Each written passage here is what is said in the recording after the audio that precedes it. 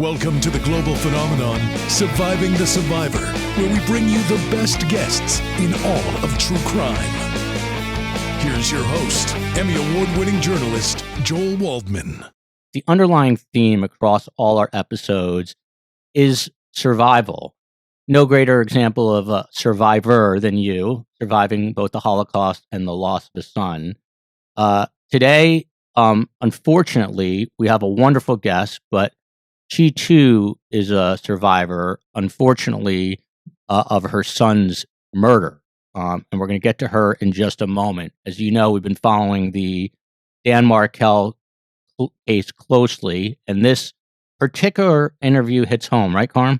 It definitely does. It's like not mano a mano, but grandmother to grandmother. Grandmother to grandmother. So for those who have been living under a rock and don't know much about the Dan Markel murder case, I'm going to recap it for everyone. In July 2014, Dan Markel, a Harvard-educated Florida state law professor, was shot twice, murdered in the driveway of his Tallahassee home. It happened shortly after dropping off his two young boys at daycare. At the time, Dan was going through a bitter divorce. Now, the case remained a mystery until unrelenting investigators, following a tip about a Prius spotted near the scene of the crime, unmasked two hitmen, Sigfredo Garcia and Luis Rivera. One of the men, it turns out, was connected to the notorious Latin Kings gang right here in Miami. Now, diligent and tireless police work linked the two hitmen to Markel's brother-in-law, Charlie Adelson, a South Florida periodontist, and his one-time girlfriend, Catherine Magbanua. Magbanua, it turned out, had two children, this gets a little confusing, with one of the hitmen, Sigfredo Garcia. She was also the ex-girlfriend of Charlie Adelson. Now, this is classic South Florida fashion here, this kind of story. Authorities would later discover payments were made from Charlie Adelson, to Magbanua, who then in turn paid both hitmen, Garcia and Rivera. So Magbanua, in essence, was the middle woman here. Criminal trials did ensue. Garcia was ultimately sentenced to life in prison, while Luis Rivera cut a deal.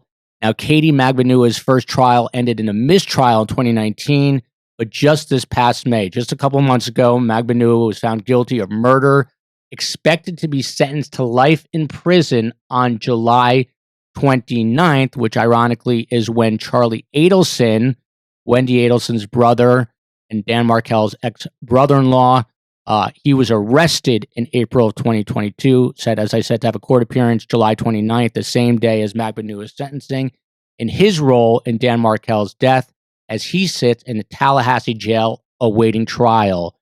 Both Donna, the ex-wife, and Donna, the ex-mother-in-law, and Wendy, the ex-wife, have not been charged, but they have both officially been named as co-conspirators. Now, Carm, I don't need to tell you, our guest, that murder fractures a family, in this case, forever taking Dan away from his two sons, while also separating the boys from their grandparents, Ruth and Phil Markel.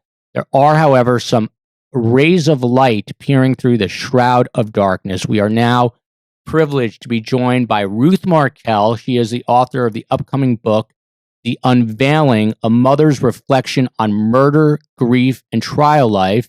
And she's also joined by Karen Cyphers, a close friend of the Markel family, who helps run the advocacy group Justice for Dan.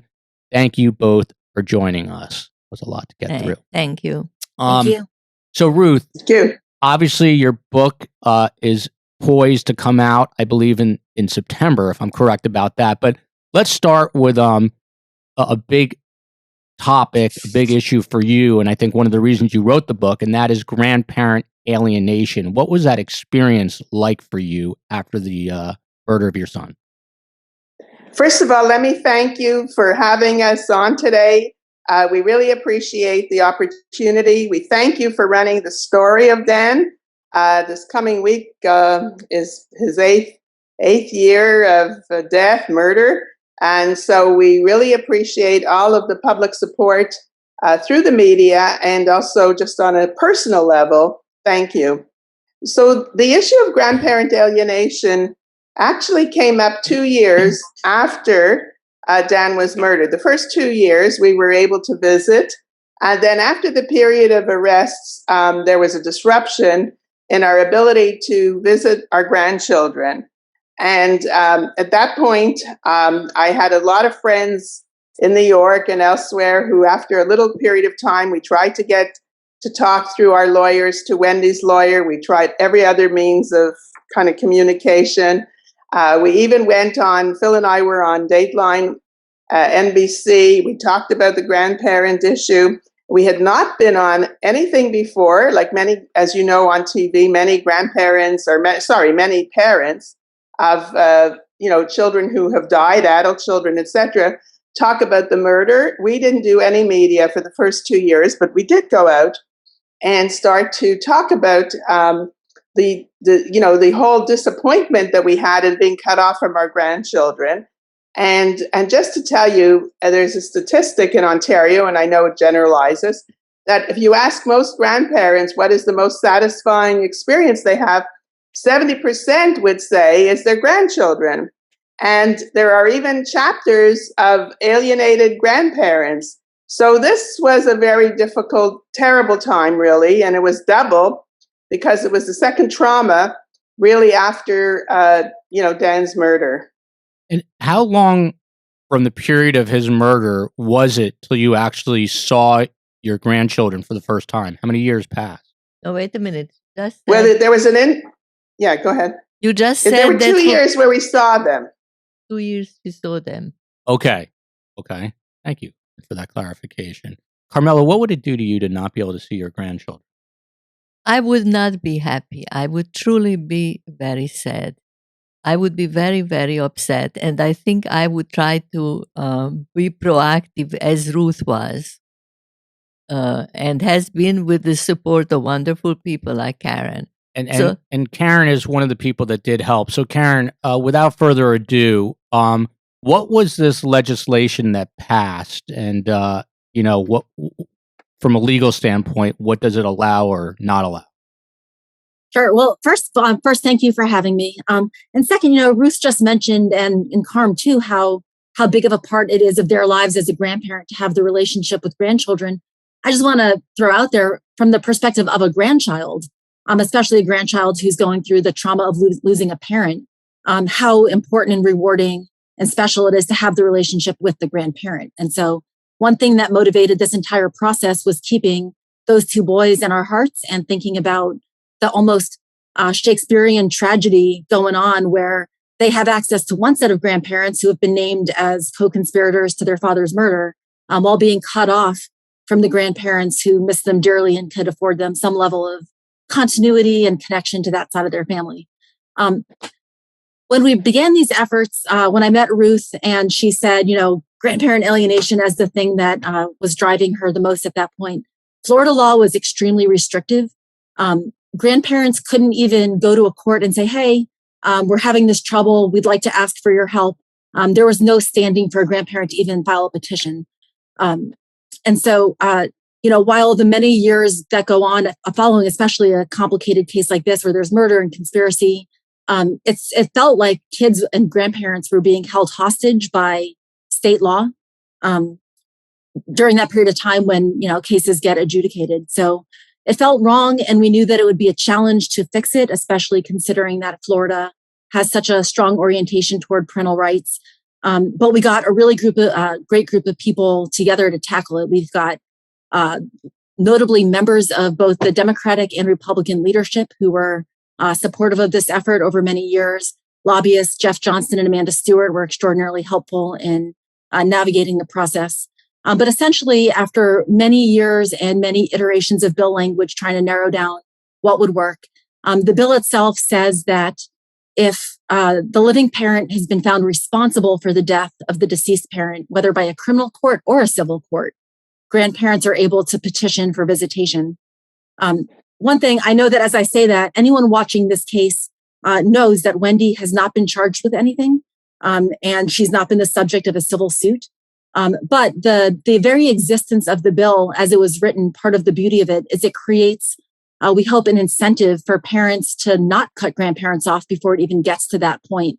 And maybe even creates a disincentive for families to see murder as an option for handling custody disputes and other things like that. And it's known as the Dan Markel Act. Is that right? Officially? Unofficially, I think it was, House Bill 1119. Advocates started referring to it as the Markel Act. And, as Ruth will share, even though the provisions of the bill don't fully apply to her family at this point, she did receive an invitation to connect with her grandsons the very day the bill passed the Florida Senate. Yeah, Ruth, can you tell us about that? It was very recently. Yes, it was. So there were two things happened. First, I'll go back to the general story of where the trials were. So in February 2022, we were expected to have another trial for Catherine McBanawa, and that trial was delayed to May 16th, 2022, because of the opportunity that the prosecutors had to have the enhancement of the Dolce Vita video, which was a major piece of evidence that they really wanted to have it well developed.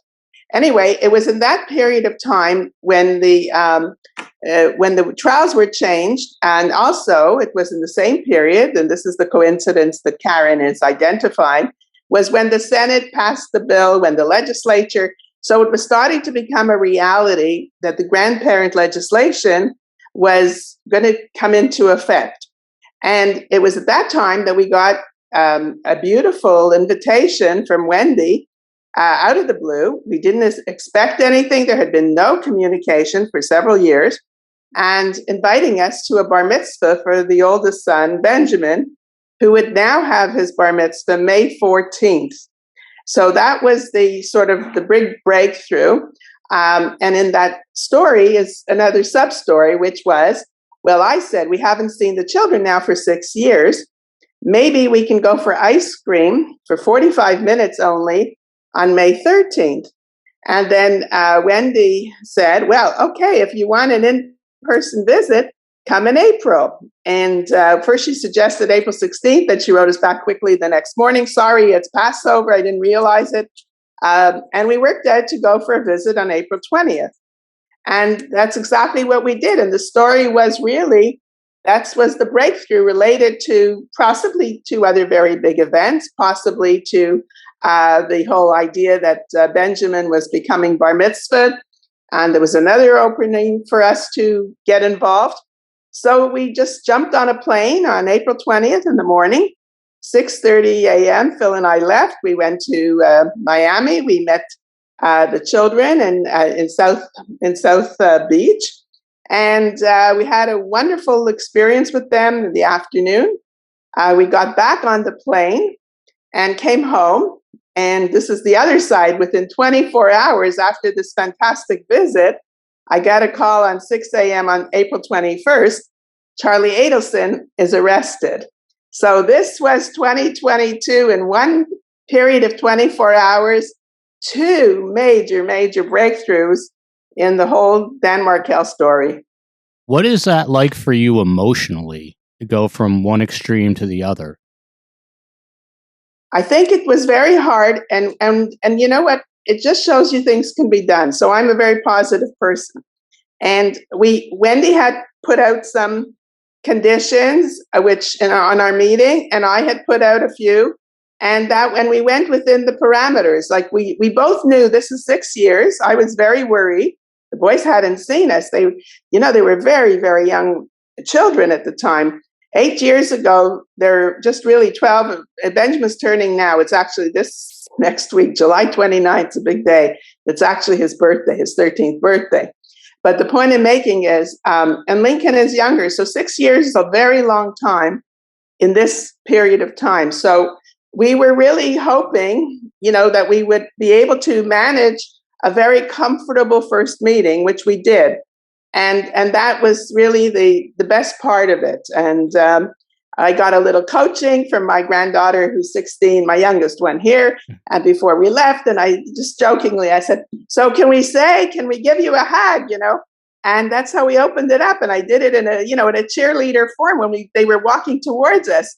And I said, can we give you a hug? And they both phenomenal. Each one hugged Phil, each one hugged me. you couldn't have asked for anything better. Karen, so the Markel Act is Florida-based, but is there hope that the law will become more widespread to, on a possibly even a federal level or to other states? It's definitely a state-by-state issue. One of the reasons why we had to do it in Florida is that Florida's laws were particularly difficult for this issue. So the roadblocks were much higher here. One of the steps that we took early on, this is something that I do generally when tackling a public policy problem, is to build out a 50-state chart and look at the full landscape of how other states approach it, what's going on. There's a lot of states where there would be no necessity for this because they already have a good process. There are a few that I think look a lot like Florida did. So that's certainly something that if we could do it here, I think they could surely do it there. Got it. So, Ruth, in the prior to July 2014, I mean, let's just say June 2014, what was life like for the Markels, for you, for Dan's father, Phil, sister Shelley? What was life feeling like in the weeks leading up to his murder? Actually, probably Dan's life too, I want to talk about in that period. That was probably one of the best periods from his the period of the divorce. Just to talk first about Dan. Dan had already met 6 months before and fell in love again, which was beautiful, to a professor at Columbia University. And they were back and forth and, phone calls, trips, whatever. And it was very, very nice because it was a new level of equilibrium. And at the same time, Dan always liked to come home to visit. And he had just been in Canada, and I use the word Canada, in April 2014 for Passover.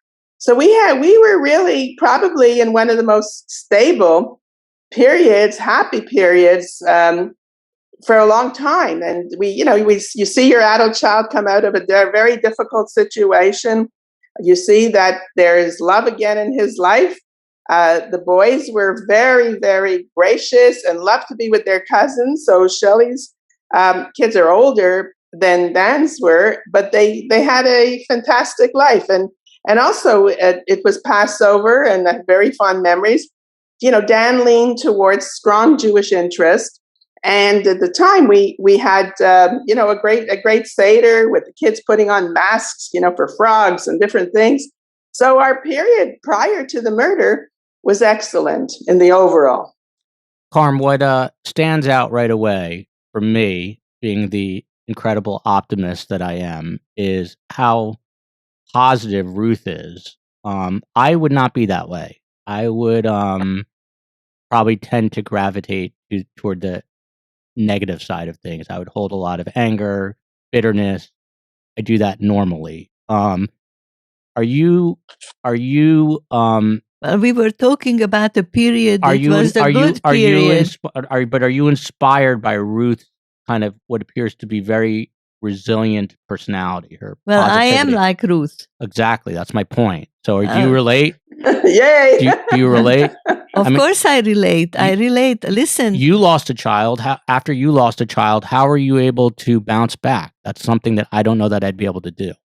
Well, I bounced back. It's a long story. It's not about me. It's about Dan and about the situation there. And what I didn't have to deal with, and what I think is very painful to deal with, is all the memories of these 41 years. I lost a child when the child was very little. So I didn't have this whole history to remember all the, graduations and awards and I just imagined that there was a lot, as they say, nachat, from Dan, that is even more painful to remember when it's not there. And Ruth, speaking of that, Dan obviously was a very, very unusual mind. Tell us, how did you first learn this guy was a super bright individual? I mean, heading off one day to Harvard Law, becoming a law scholar. When did you know he was something different?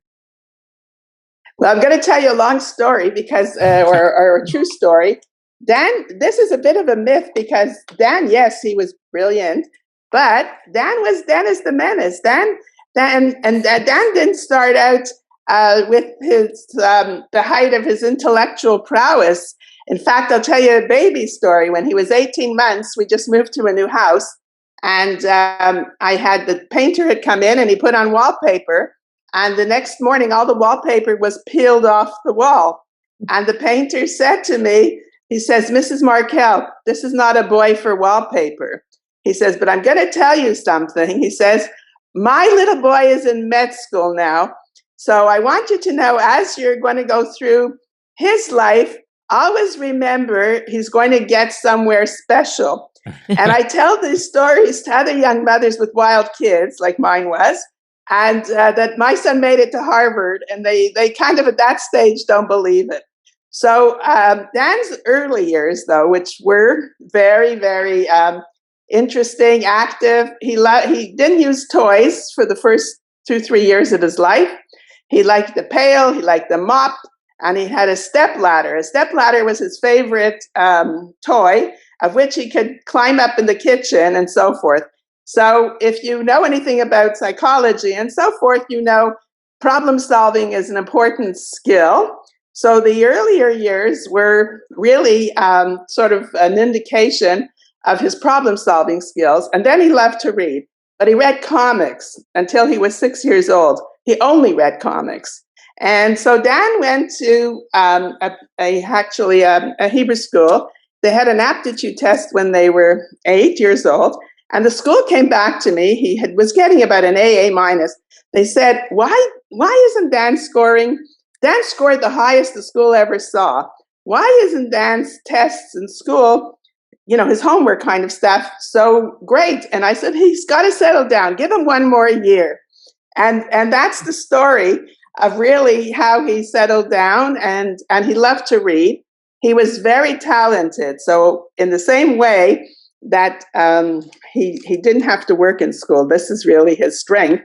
He went as he left to go to university, to Harvard undergrad, one day I had a long conversation with him and I said, "Dan, you have talent. A lot of people go to the Olympics, but they also go with practice." The Jewish word for tuchas is, they know how to sit on there. your tuchas. Exactly.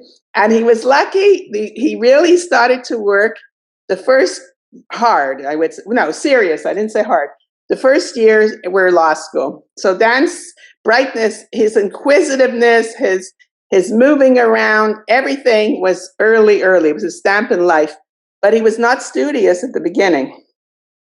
I have hope. You know why? My 2 daughters, 8 and 6, ran into my room yesterday telling me that their mother is about to get them special wallpaper. So I'll see if once that wallpaper goes up, I know which one of my daughters is going to definitely tear it down, and that would be the middle one. Karen, tell me what type of friend was Dan? How did you know Dan? How did you get to know Dan? And what was his impact like in Tallahassee? Sure. Actually, the first time we met was about 3 hours after my husband and I found out we were pregnant with my first. And we went to dinner. Wendy was at the time pregnant. We were with a mutual friend with Dan and Wendy. She was then pregnant with Benjamin a few months ahead of us. And so I got to learn from them a few, tricks of the road for that. But then, they went on to have another baby very shortly thereafter, as did I. So we had 2 children back to back, both of us at the same time.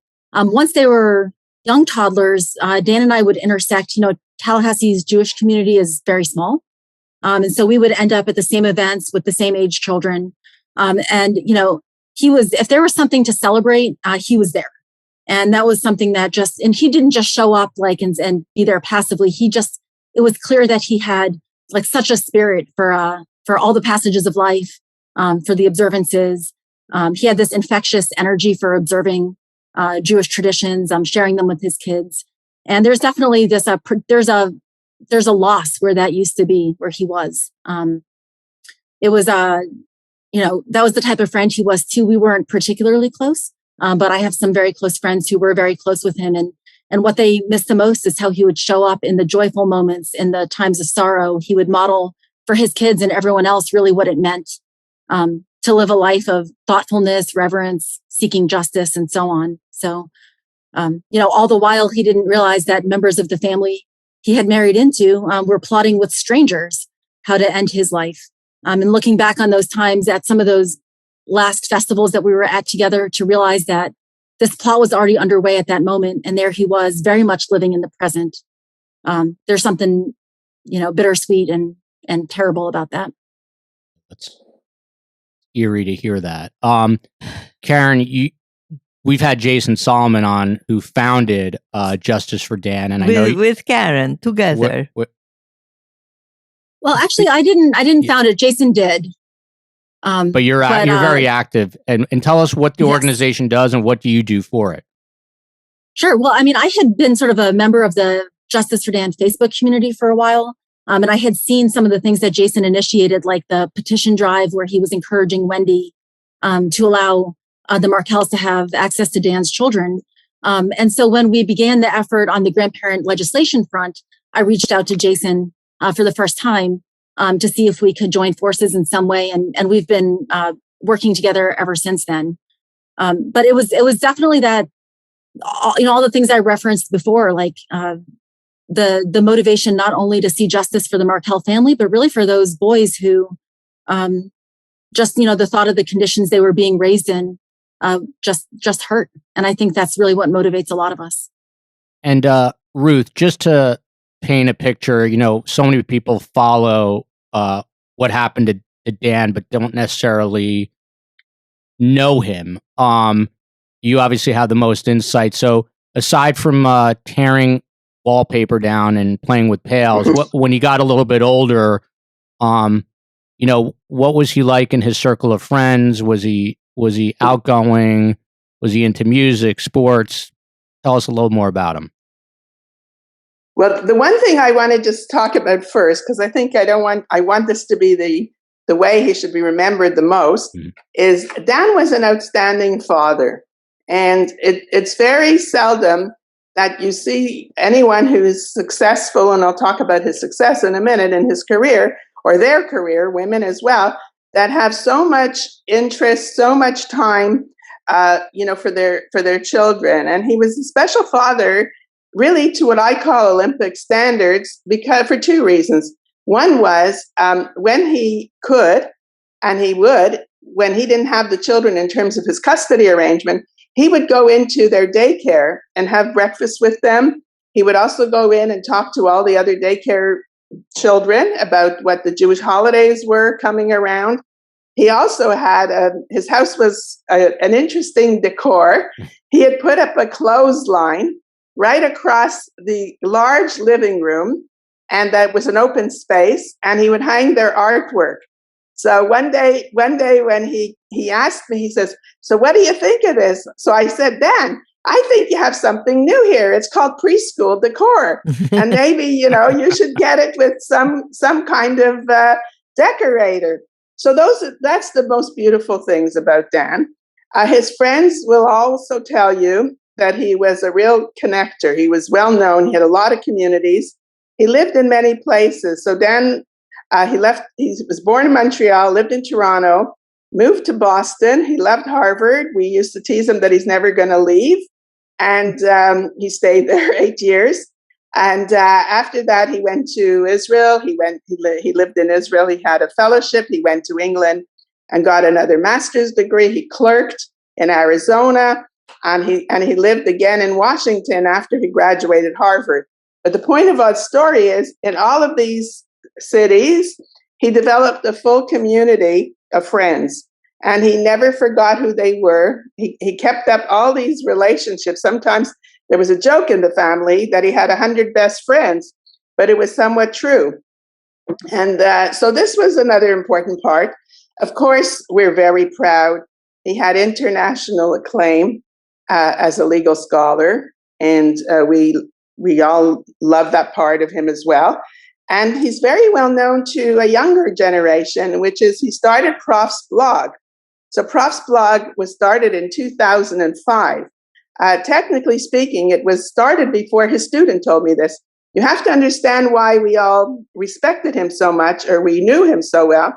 So Facebook was at Harvard in 2004. Dan started Prof's blog, which was for the professors, a blog and the law students, in 2005. And Facebook went public in 2006. So this is really, I only learned this really after his murder, unfortunately, where there was this groundswelling, about him. And so he had a very large network. He was very well supported, and he had very, very defined opinions, legal opinions, about whatever was going on whatever his world of legal scholarship was at the time. When he was 16, was he making legal arguments? Was he able to make his case? No, actually, at 16, I'll tell you his younger careers. At 13, he wanted to be a rabbi, 12 to 13. And then he decided, instead of being a rabbi, he'll be a president of the shul and of the synagogue. And then after that, he became interested in the stock market. So at his bar mitzvah, his 13-year-old bar mitzvah, our friends gave him stocks. And so the legal part of it didn't come out until much later. Carm, I hope that I'm considered an Olympian father to my kids, but maybe I'm just a JCC dad. I don't know. Lower level. No, he's a good father. So I am very harsh with him. I'm not very, I am not very kind of just lovely darling. He says I should be more comforting to him. But as a father, I even cannot bitch about it because he is so perfect as a father. Well, dads are different today. My dad, and I love him dearly, was not obligated nor felt the need to do a whole lot other than he worked all the time. That was I understand now as a father of three why man/woman created work, and that's to escape children. So my dad was always working. But no, he's a very good father. Ruth, you are a prolific, prior to this, you're a prolific author, which we did not know. How many books have you written? Because you have your new book out now called The Unveiling. But prior to The Unveiling, which we're going to get into right now, how many books did you author and what were they about? So I wrote a lot of books actually, they were published in the 80s. Around women and talking about work. You just mentioned it in terms of men's work, but this was really the beginning of where women were taking on major responsibilities in the workplace. And I had the privilege of being a second generation woman executive, as I call it, because my mother had to go to work. She was a widow at 38 years old. But what her experience taught me, which besides resiliency and positive that you mentioned before, was that women had to learn to talk about money. Women had to learn how to negotiate. Women learned how to talk about cash flow, in a business environment. And I was very senior in my position I was head of health and social services in the province of Quebec. And I had all these very skilled managerial women working with me. But they would come to the final part there was a proposal that had to be presented, and the final part of the money conversations, they didn't want to do. Ruth, you take it over here. Like I should close the deal, let's call it.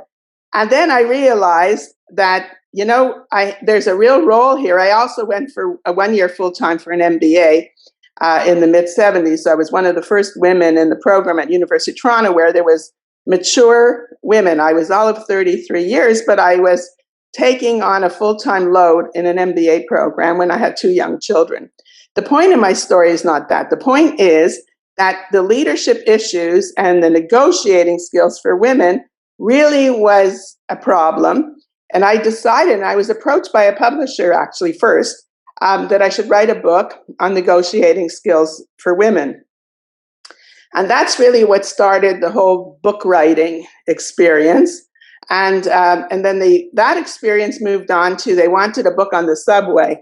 So Penguin gave me an offer to write a book, which was called Room at the Top, How Women Can Manage the Challenge of Business. And subsequent to that, there was 4 other books that I wrote, all related to women, the career game, how should women play it, but everything around women's advancement and employment. And I had a successful management consulting firm for many, many years. So that's the background in writing goes back to actually the mid 80s. And it was all related to leadership and business and women's advancement. And this book is called The Unveiling, A Mother's Reflection on Murder, Grief, and Trial Life, which is sort of self-explanatory. What isn't is the title, the actual title, The Unveiling, which has Jewish significance. How did you come up with the title, and what is the significance? Okay, so the title has two meanings. The first, I'll deal with what we would call the ritual, the Jewish meaning, which is as any person is buried, there's first a funeral.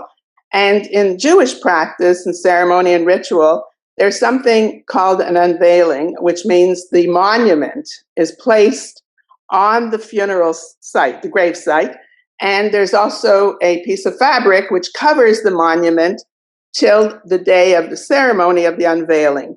But the significance for me is not so much just the Jewish experience. So I think your mother would understand this. So I was obviously in a grief journey.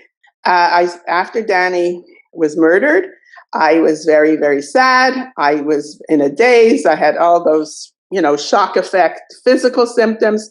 But I really didn't start the grief until the real grief, let's call it. When the monument was placed on the site was when I really started my grief journey. And that's the significance of why I chose the unveiling, because it's not the inscription only, but it was the experience of the finality of Dan's death. The second reason, which is more important in today's, where I'm trying to go with the book, is the whole experience of lifting the curtain. So if you look at the fabric that covers a monument, I want to talk about the homicide victim. I want to talk about people who are suffering. There is so much suffering right now. Even, 1 million people are suffering, as you know, loss of people in the States to COVID. All the school shootings, this is where I really, tune in, so to speak, is all these families are destroyed. And the whole experience of what does it feel like to be a homicide victim and show what the trial life is like. So once you get this experience of violence and your death and the situation of the death of the person, you're going to start investigations, you're going to start hearings, you're going to start trials. So the purpose of the book is really to lift the veil, lift the curtain, and to give voice to the homicide victims and others. And I think because of the fact that this is going on, and people, the cliche word which holds a lot of truth is to have closure, but we cannot have closure here because it's going on and on and on. It's almost every time the wound heals a little, something opens the wound again. And I felt in the word unveiling. Unveiling, but unveiling is close enough. Okay. Unveiling. I felt also that you kind of bear yourself open and show your wounds and show the pain and show the at least that's how I also understood. I know the term unveiling in Judaism, but I thought it had a more universal symbolic view also. The word it unveiling. Does. And by the way, you're 100% right. No, because it's a part of, you're right about there's no closure. When I say closure is a word in the dictionary. And, you can call it in, psychiatric, psychological terms, complicated grief. But that's the issue really here is that you are continuously, and this is the real hard part of the experience of being in a criminal journey. You're not just dealing with normal grief. You're in an intense criminal journey. Here we have, and going to be several trials and several arrests and hearings and all these sentencing now coming up. So it never stops. And that's the real problem. And the real hurt as well. And it's going on for 8 years now. And all Correct. the time new Katie McBanua was just, the trial just finished. Dr. Edelson was just arrested. I mean, it's like it's still going on full throttle in 2022, like it just started.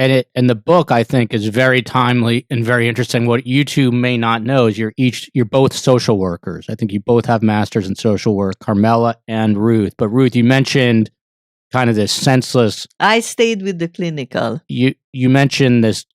I'm curious, as a civilized Canadian who lives north of the border, and I know this is going to take us down a short, quick rabbit hole. But that's a big trap. Yeah. No. But what do you when you see this crazy gun violence in America as a social worker? What is your thought? I don't even want to answer it as a social worker. I want to answer it, as a citizen. Just answer it as Ruth. Answer it as Ruth. That's right. No, because yes, you're right. Thank you. No, there is such a difference in our culture. Not to say, we are not innocent. In fact, some of our large mass shootings and murders were very, very big. There was one many, many years ago, 30 years ago exactly, where one of the students at the University of Montreal, he didn't want women in engineering, and he killed, I don't remember, it was 18, 20 women. We've also had another one, but we don't have the frequency.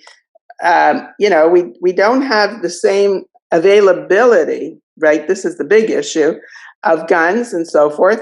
So this situation, I can't comment how for the shootings, the recent school shootings are very, very hard. Like for me, because I think, oh my God, here goes another family. I personalize that situation of what this family's life is going to change to.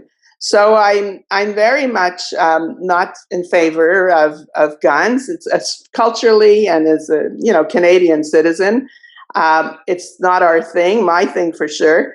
In fact, when my grandchildren, when I had boys here too, I would say, you can go get anything you want, but my Canadian grandson went shopping one day and he wanted a police uniform.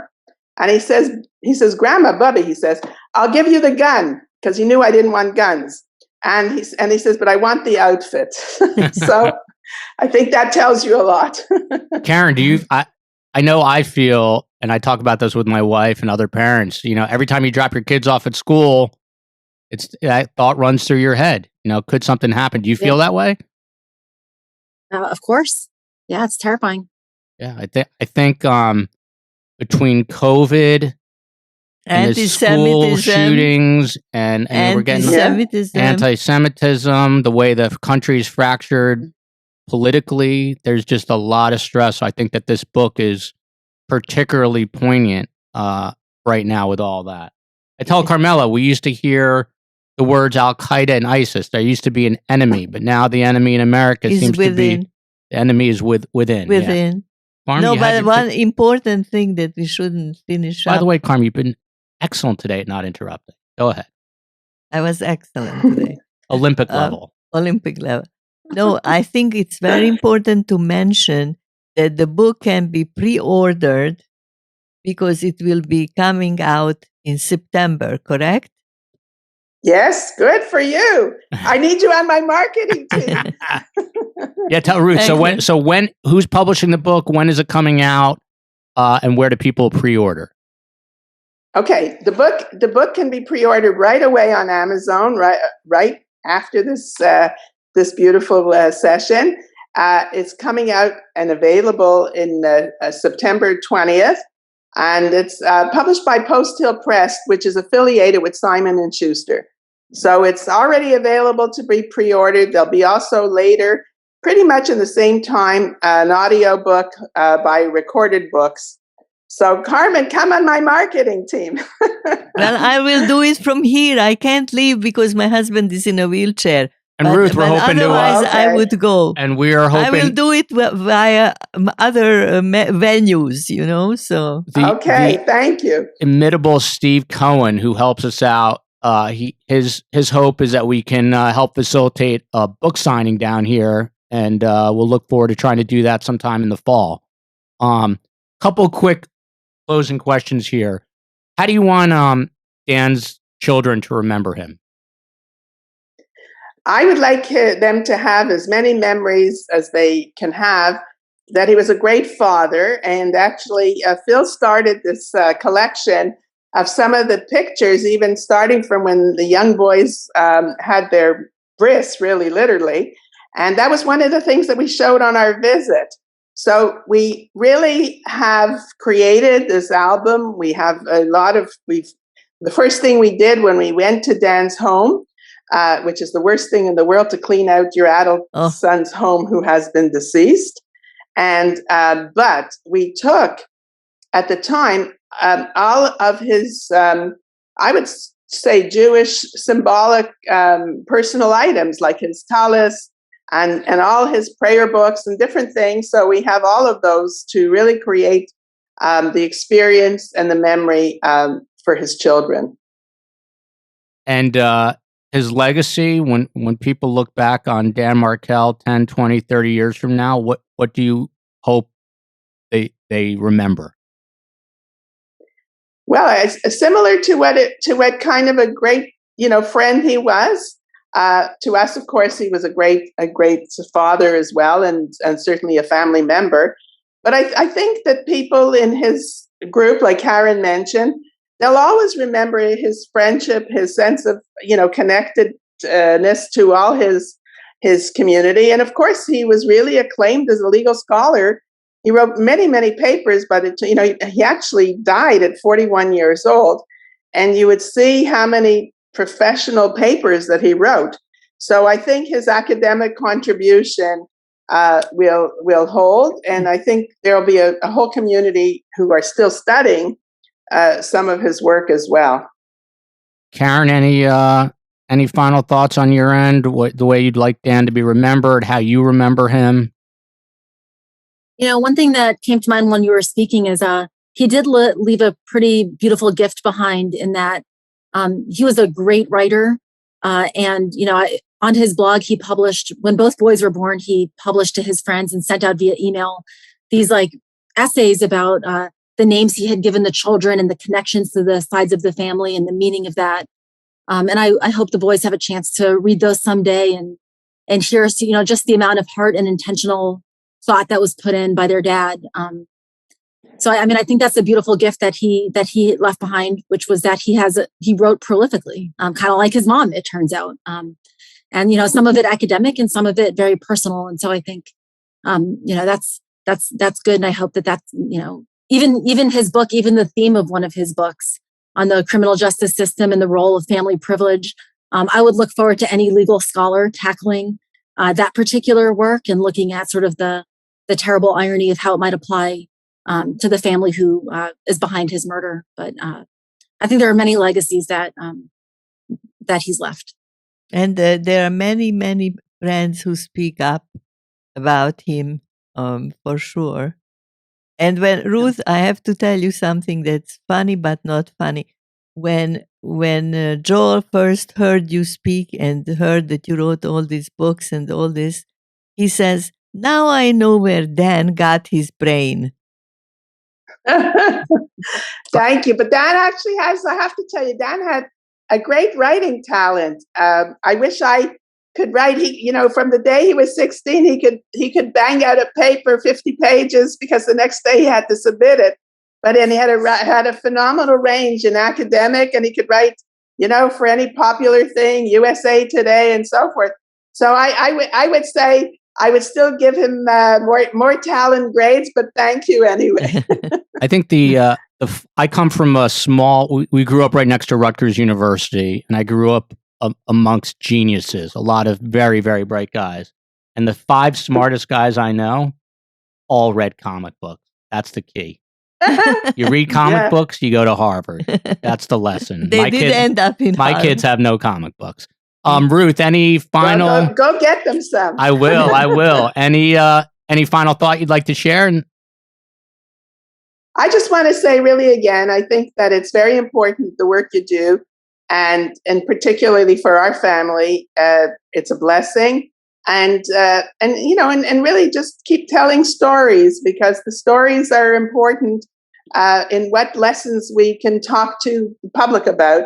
versus kind of keep our, in a way, it's our grief, our sorrow hidden. But I think there's something to go. And I have to thank Karen, because I really say I went from grief to advocacy, from grief to promise. And it's really Karen's initiative. I sat on this for 3 years, I have to tell you. So Karen really moved that ball forward, and she did all the heavy lifting, as they say, and created a whole community to pass a bill. And I'm sitting in Canada to pass a bill in Florida. This is a great, I will even call it a venture and adventure. So thank you all. And at least you could do something for Dan. You could do something indirectly, and I think that anyway. I really appreciate that you came on, Karen, and that you came on, Ruth. And I hope this is just the beginning of our contacts. And I will promote the book. Thank you so much. Carmela is now 67 for 67 and extending a goodbye. Every time I try to wrap it up, she interjects, but it was very well worth it. The name of the book, once again, is The Unveiling, A Mother's Reflection on Murder, Grief, and Trial Life. Hopefully the next book will be a happier subject, but this is an important book. Karen Cyphers, thank you so much. Ruth Markel, thank you so much. We will be in close touch, and once the book comes out, we'll have you back on. Thank you. What a pleasure. All right, thank you. Love you, Martha. Thank you. Thanks. Okay.